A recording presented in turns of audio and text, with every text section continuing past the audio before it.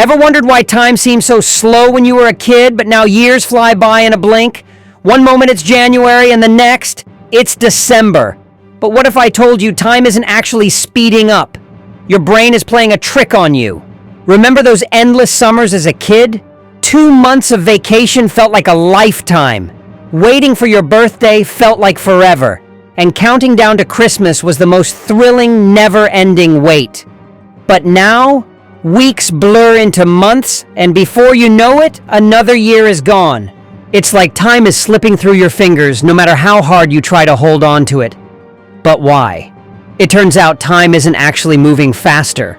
Our perception of it is changing. When we're kids, everything is new. First bike ride, first snowfall, first day of school. These new experiences force our brains to store tons of details, making time feel stretched out. But as we grow older, life becomes routine. Wake up, go to work, come home, repeat. Your brain stops recording as many new memories, making time feel like it's racing by. And here's the crazy part. It's not just psychological, it's mathematical. When you were 5 years old, a year was 20% of your entire life, a huge chunk of your existence. But at 50, a year is only 2% of your life. So it feels much smaller and quicker in comparison. No wonder time seems to fly. So, how do we slow time down?